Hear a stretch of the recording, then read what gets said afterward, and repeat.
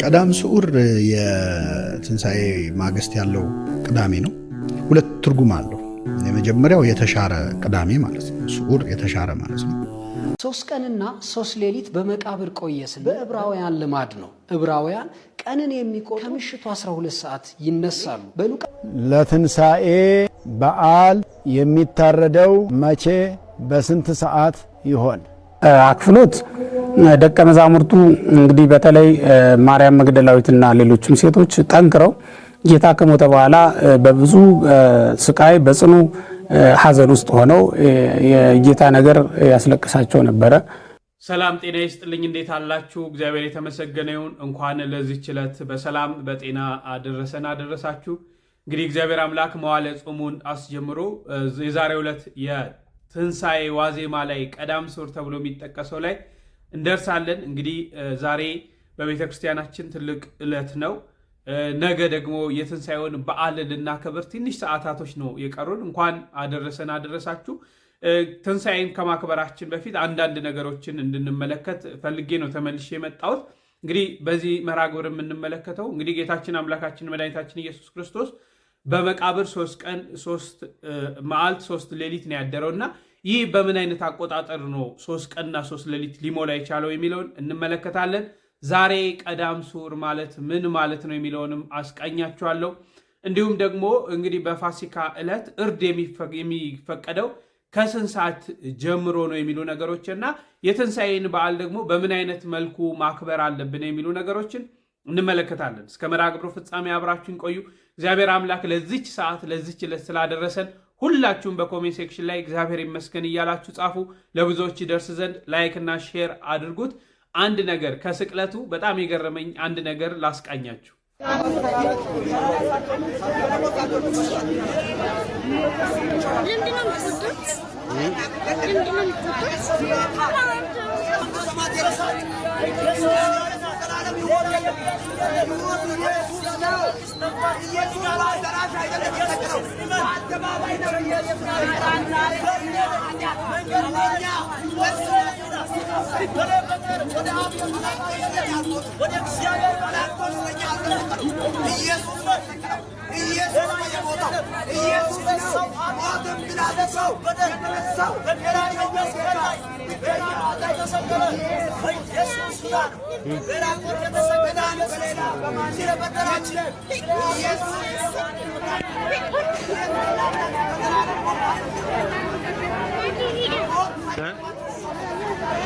በጣም እኮ ነው የሚገርመው። እንግዲህ እንደተመለከታችሁት ነው እኛ የስቅለትን የጌታችን የአምላካችን የመድኃኒታችን ኢየሱስ ክርስቶስ የስቅለትን በዓል መታሰቢያ ስናከብር ነው ሕማሙን፣ መከራውን፣ የተገረፈውን፣ የደረሰበትን ስቃይ እኛን ለማዳን ሲል የከፈለውን ዋጋ እያሰብን በቤተ እግዚአብሔር ስንሰግድ የሕማሙን የመከራውን ድርሳን ስናነብ ስንሰማ ግብረ ሕማማቱን ስንሰማ ውለን ማታ ሰዎች ወደ ቤት ሲሄዱ ኢየሱስን ተቀበሉ ማለት ይሄ ጅልነት አይደል እንዴ? ስናመልክ ወይም ደግሞ ስናስብ የዋልነው እኮ ቅዱሳን መላእክትን፣ ጻድቃንን፣ ሰማዕታትን አይደለም ክርስቶስን እኮ ነው እያሰብን የዋልነው። የእሱን ሕማም የእሱን መከራ እኮ ነው እያሰብን ያለነው። በመስቀሉ ስር ተገኝተው እነዚህ አይሁዶች ያደረጉበትን ስቃይ ያደረሱበትን አምላክ ሲሆን ንጉሥ ሲሆን ፈራጅ ሲሆን ገዢ ሲሆን ባንዴ ማጥፋት ሲችል የከፈለውን ዋጋ ስለኛ ይህን እያሰብን ውለን እንዲህ አይነት ድራማዎችን ሲሰሩ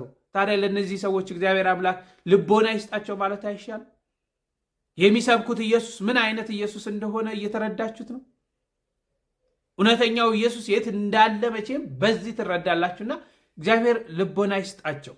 እሺ ዛሬ ቀዳም ስዑር ምን ማለት ነው? ቀዳም ስዑር ቀዳም ስዑር የትንሣኤ ማግስት ያለው ቅዳሜ ነው። ሁለት ትርጉም አለው። የመጀመሪያው የተሻረ ቅዳሜ ማለት ነው። ስዑር የተሻረ ማለት ነው። ሁለተኛው ደግሞ የለመለመ ቅዳሜ ማለት ነው። በለመለመ መስክ ያሳርፈኛል፣ በረፍት ውኃ ዘንድ ይመራኛል የሚለውን ውስተ ብሔር ስዑር ህየ ያሐድረኒ፣ በለመለመ መስክ ያሳድረኛል ይለዋል እና በግዕዙ ስዑር ለምለም የለመለመ ማለት ነው። የተሻረ ያሰኘው እንግዲህ በብሉይ ኪዳን የነበረው ሰንበት ቅዳሜ ነበር። ቀዳሚት ሰንበት ነበረች። እግዚአብሔር ከስራ ሁሉ በሰባተኛው ቀን አረፈ ይላል። እሁድ ነው ስራ የጀመረው። ስራውን የፈጸመው ፈጥሮ ከጨረሰ በኋላ አረፈ የተባለበት ቅዳሜ እና ይህ ቅዳሜ የማይጾምበት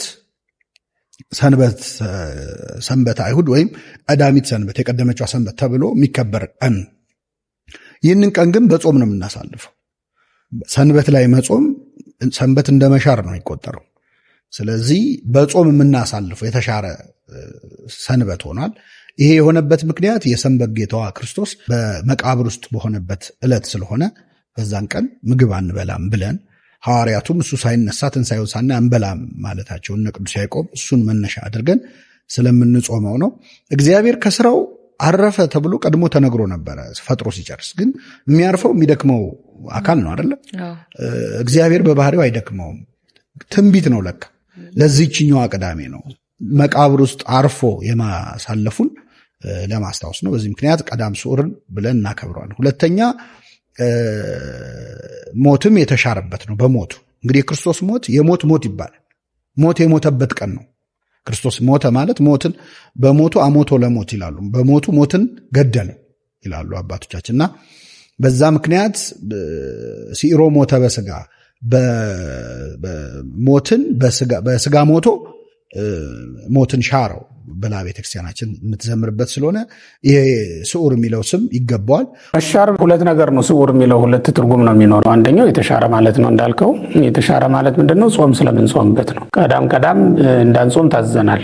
በቀዳም ቀን የሚጾም ቅዳሜ ሲጾም የሚገኝ ሰው መርቃያን የሚባል አንድ መናፍቅ አለና ድሮ የመርቃያን ጾም ይባል ነበር። በካቶሊኮች አሁንም ጾም ነው ቅዳሜ። በእኛም ሀገር ላይ በአፄ ሱስንዮስ ዘመን በመጡ ጊዜ ረቡዕና ዓርብን ትተው ቅዳሜን ጾም እንዲሆን አውጀው ነበረና ቅዳሜ የሚጾሙ ሰዎች ተፈጥረው ነበረ። በእኛ ዘንድ ግን ቅዳሜት ሰንበት ናት። ስለዚህ አንጾም። በሰለስቱ ምዕትም በህንፃ መነኮሳት መጽሐፋቸው ቀዳም እስከ 7 ቢበዛ እስከ 6 እስከ 7 ጾሙ፣ ከዛ በላይ ግን አትጾሙ ብለውናልና ቅዳሜ ጾም አይደለም። አሁን ግን በዚህ ሰዓት ክርስቶስ በመቃብር ስኩብ ሆኖ ወይም በመቃብር ውስጥ እያለ ማን ይበላል? በልተህ ጠጥተህ መብል መጠጥ የተድላ ደስታ ምልክት ነው አይደል? ተድላ ደስታውም የስጋ ነው። የስጋ ተድላ ደስታ ሳይሆን የነፍስ ነው ዛሬ የሚያስፈልገን። በነፍሳችን ደስ ይለን ዘንድ ክርስቶስ ከመቃብር እስኪነሳ ድረስ እንጠብቀዋለን። ለምን? አባቶቻችን ሐዋርያትም ክርስቶስ እስኪነሳ ድረስ አንበላም አንጠጣም ብለው ይጠብቁ ነበር፣ በሐዘን ውስጥ ሆነው ማለት ነው። ስለዚህ ምንድን ነው በዚያ ቀን በሐዘን መዋልህ ከሐዋርያት ማህበር አንድ ያደርግሃል። በዚያ ቀን በረሃብ ሰውነትህን መቅጣትህ የክርስቶስን መከራ በአንተ ላይ እንዲገለጥ ያደርጋል። የዚያን ቀን ሐዘንተኛ መሆንህ በዕለተ እሑድ ደስታ ፍጹም እንዲሆን ያደርገዋል። አሁን ስለ 3 ነገር ማለት ነው እንግዲህ የምትጾሙ የዛን ቀን። አንደኛ ከሐዋርያት ማህበር ለመቀላቀል ነው፣ ሐዋርያትን ለመምሰል ነው። ሁለተኛ የክርስቶስን መከራ ለመሳተፍ ነው። ሶስተኛ በዕለተ እሑድ የምትደሰተው ደስታ ፍጹም እንዲሆን ነው። መቼስ በብርሃን ላይ አሁን ብርሃን ብትጨምር አሁን ቀን ነው አይደል? ይህም መብራት ብትጨምርልኝም ባትጨምርልኝም ለእኔ ብርሃን ነው። ግን ማታ ቢሆን ማታ ይሄ ቢበራልኝ የምደሰተውን ደስታ ይተዋል። በጣም ነው የምደሰተውና ከሐዘን ላይ ደስታ ሲጨመር ደስ ይላል ማለት ነውና በጣም ሐዋርያት ያዘኑበት ቀን ነው። በምን እንደሚታወቅ ታውቃለህ? በማርያም መግደላዊት ታውቃል። በዮሐንስ ወንጌል ምዕራፍ 20 ላይ እንደምናነበው ረቡኒ ብላ የጠራችው ማርያም ብሎ ሲጠራት፣ መጀመሪያ ግን ወመሰላላቴ አቃቤ ገነት ነው የሚለው። አትክልተኛ መስሏት ነበር ነው የሚለው። ለምንድን ነው አትክልተኛ? ሐዘኗ ነው ክርስቶስን እንዳታውቅ ያደረጋት። እጅግ በብርቱ ሐዘን ውስጥ ነበረች ማለት ነው። በቃ ሐዘንተኛ ሰው እንደዛ ነው፣ ሰው አይለይም። እንደኛ ጋር ሰው ምን ይባላል? ያው አንድ አባባል ሰምቻለሁ፣ ምን ላይ እንደሰማሁት አላውቅም። አበሻ በአንድ አይኑ እያለቀሰ በአንድ አይኑ አቴንዳስ ይይዛል የሚባል ነገር ሰምቻለሁና ማን ቀረ ማን መጣ ይቆጣጠራል። እና ለቅሶ ሰዓት ደርሰኝ ይላል። በኋላ ላይ እንዴት አወቀው ትላለህ። ማርያም ግን እንደዛ አይደለችም። ስታዘን ከልቧ ነው ያዘነችው። መሪር ሐዘን ነው ያዘነችው። በእርግጥም አንድ ክርስቲያን ከክርስቶስ መከራ በቀር ምን ያሳዝነው ይችላል? ዛሬ ብርቱ ሐዘን ያለብን በክርስቶስ መከራ ብቻ፣ በመስቀሉ ጉዳይ ብቻ ሲነሳ ነው። ለዚህም ነው እንደውም ዛሬ የሚያዝኑ ብፁዓን ናቸው አይደል የሚለው። ምን ሆነው የሚያዝኑ? የክርስቶስን መከራ አስበው የሚያዝኑ የሚያለቅሱ። የክርስቲያኖች ዛሬ የሚያስለቅሰን ነገር 3 ነገር ታውጇል። ከ3ቱ አንዱ የክርስቶስ መከራ ነው፣ የሚያስለቅሱን ነገሮች ማለት ነው። እና ብርቱ ሐዘን ማዘን ስላለብን የዛን ቀን ቀዳሚትን ሽረናታል። በሐዘን እና በረሃብ የምንውልባት ቀን ስለሆነች ስዑር እንላታለን ማለት ነው። ከዚያ ውጭ ስዑር የሚለው እረፍት ማለት ነው። ውስተ ብሔር ሶር ያድረን ብሎ ሲናገር ዳዊት ምን ማለት ነው? በእረፍቷ በለምለም መስክ አይደል የሚለው ለምለም ማለት ነው። ውስተ ብሔር ሶር ለምለም ማለት ነው። እና ለምለም ቅዳሜ አይደለም እንለው ለምለም ቅዳሜ እንለዋለን። ቄጠማ ይዘን እንዞር የለ ለምለም ቅዳሜ ምን ማለት ነው?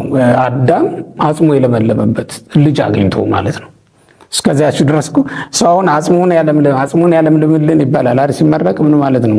ልጅ ተካለት ማለት አይደል? አዳም ዘር ተተክቶለት ልጅ አግኝቶ ጠላቱን የተበቀለበት ቀን ነው ያን ቀን እና ለምለም ቅዳሜ ብለን እንጠራዋለንና ቀዳም ሶር ለምለም ቀዳም እንደማለት ነው ማለት ነው።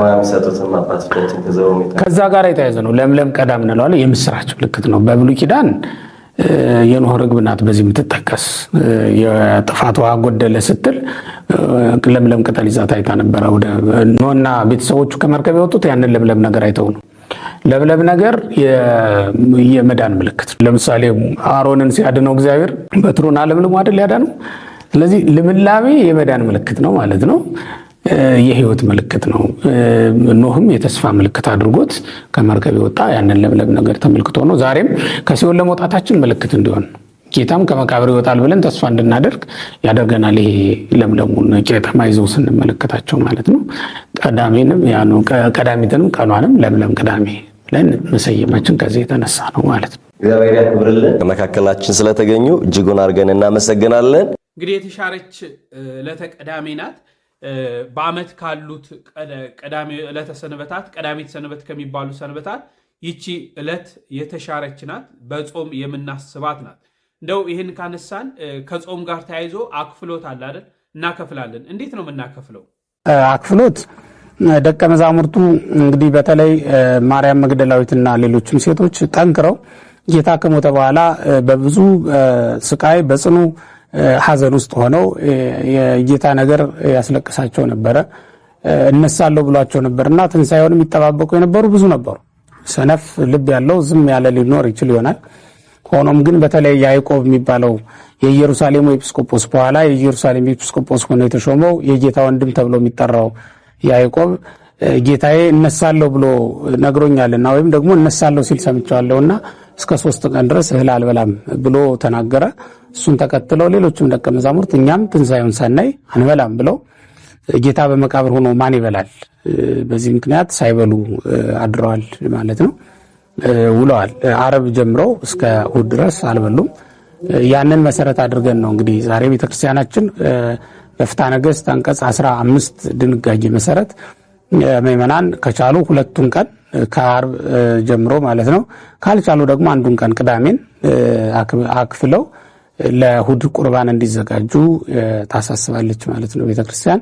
ስለዚህ አክፍሎት በእንደዚህ አይነት መልኩ የተጀመረ ዛሬም ምዕመናን እንዲህ ተቀብለውት የሚውሉ የሚያድሩ ነው። አዎ ሐዋርያቱ እናታችን ቅድስት ድንግል ማርያም በድንጋጤ ሆነው ከዕለተ ሐሙስ የቀመሱ ከዛ በኋላ ምንም አይነት እህል አልበሉም። እንግዲህ ክርስቶስ በከርሰ መቃብርም እያለ ምንም ነገር የትንሣኤውን የክርስቶስን ትንሣኤ እስኪያዩ ድረስ የቀመሱት የለምና ያንን በማሰብ እኛ ይሄንን ወቅት በጾም እናሳልፋለን። የቻልን ከዕለተ ሐሙስ ከጸሎተ ሐሙስ ቀምሰን ከዛ በኋላ ለትንሣኤ ድረስ ምንም አንቀምስም። ግን ደካሞች ስለሆንን ስጋችን ደካማ ስለሆነ በዚች አስጠሊታ ዓለም ውስጥ ስላለን ይህን ያህል ብርታት የሌለን ሰዎች ደግሞ ከስቅለት መልስ ለቁመተ ስጋ የሚሆነውን እህል ቀምሰን ብርሃነ ትንሣኤውን እስክናይ ድረስ በጾም እናሳልፋለን ማለት ነው። እግዚአብሔር አምላክ ሁላችንንም ለብርሃነ ትንሣኤው ያደርሰን። እስቲ እነዚህ ነገሮች እንከታተል። 3 ቀንና 3 ሌሊት በመቃብር ቆየ ስንል በዕብራውያን ልማድ ነው። ዕብራውያን ቀንን የሚቆጥሩ ከምሽቱ 12 ሰዓት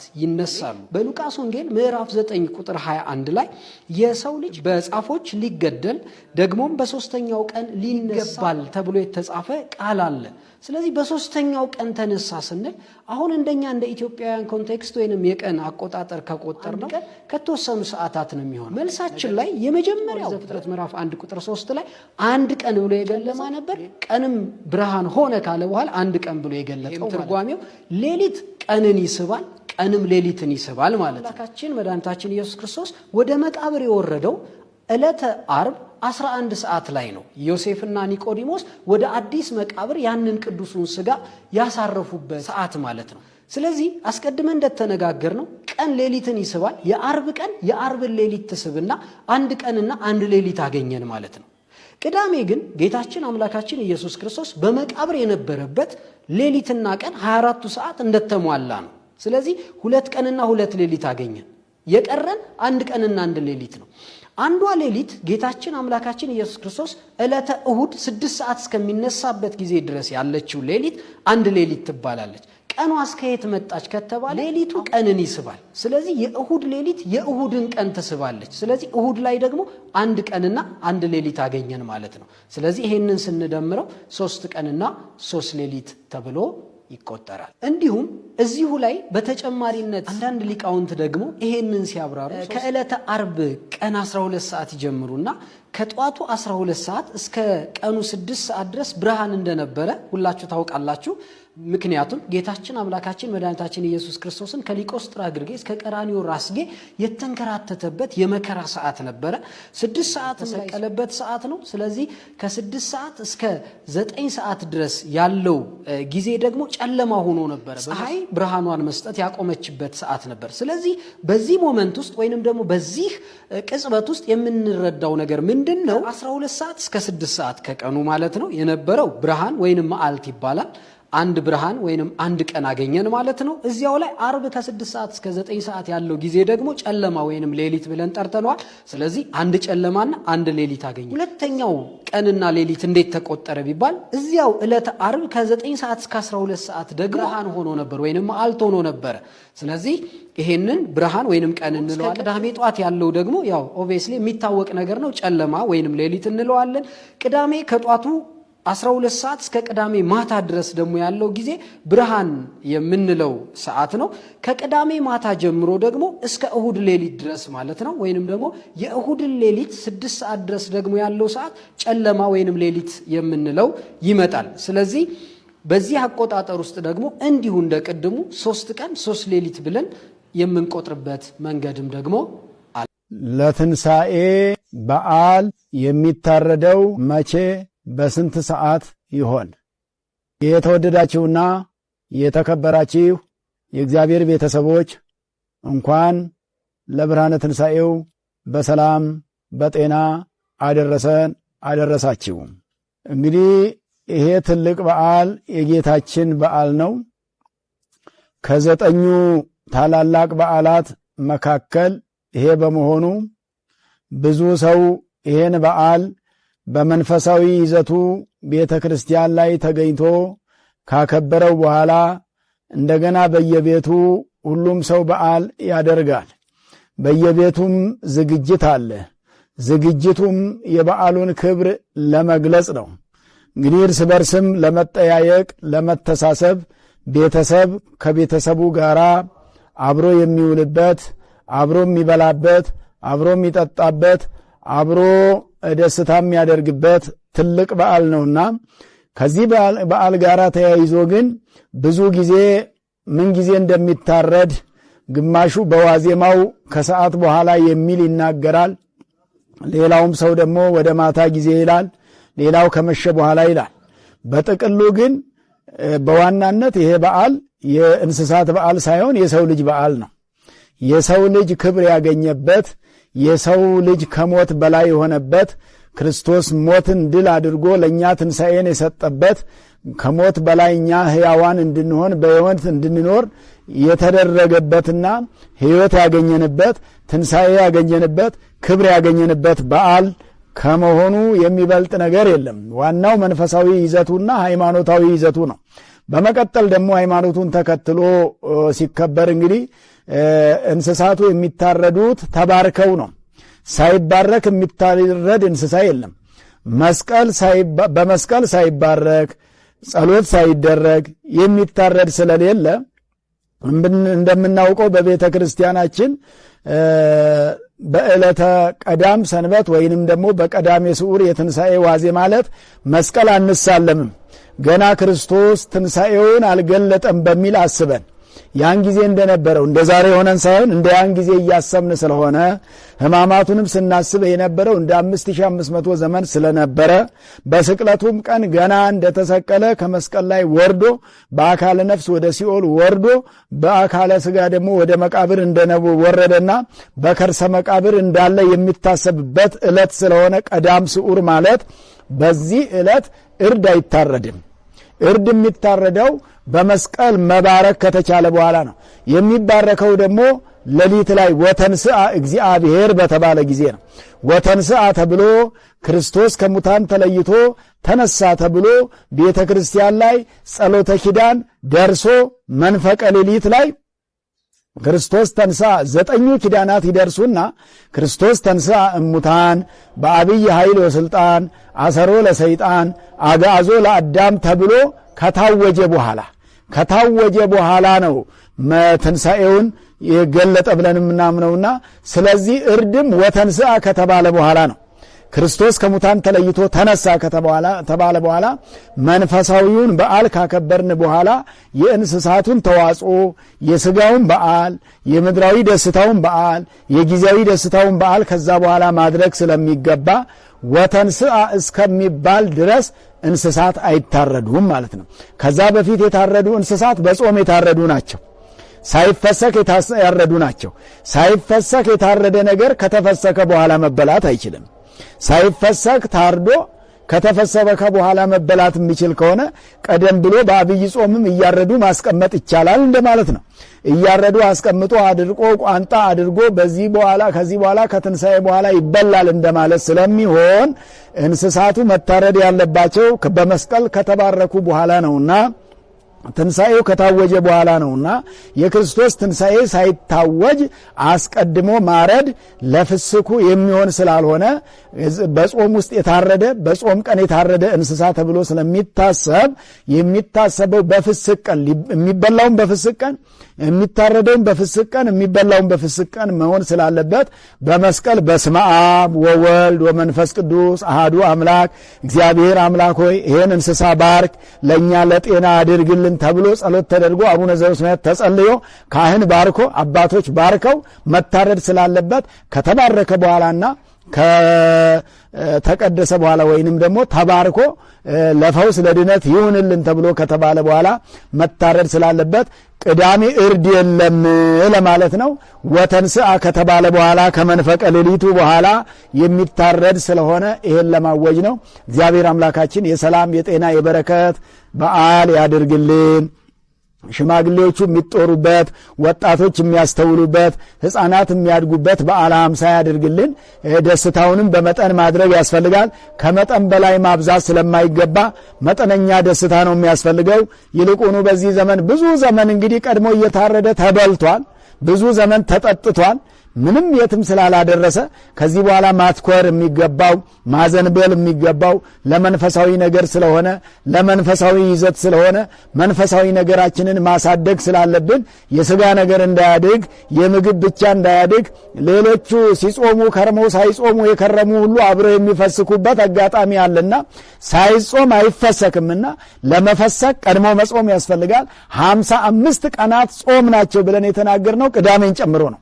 55 ቀን ጾም ነው ብለን ካወጅን በኋላ ስንጾም ከከረምን በኋላ የጾሙ የጌታ ኢየሱስ ክርስቶስ ጾሙ 40 ቀን ሆኖ ሌሎቹ በምክንያት የተጨመሩ እነ ቅዳም ስዑርም እነ ሕማማትም ተጨምረው ነው 55 የሚሆነው። 55ኛው ቀን ቅዳሜ ስለሆነ 54 ቀን እንደ ጾም ነው የሚቆጠረው። ቅዳሜ ከታረደና ቅዳሜ ፍስክ አይደለም፣ በቅዳሜ አይታረድም። ለትንሣኤ በዓል በዕለቱ ነው የሚታረደው፣ ያለ ዕለቱ አይታረድም። ሳይፈሰክ አይታረድም። መቼ የሚታረደው? እሁድ ሌሊት ነው ወተንሥአ ሲባል የሚታረደው።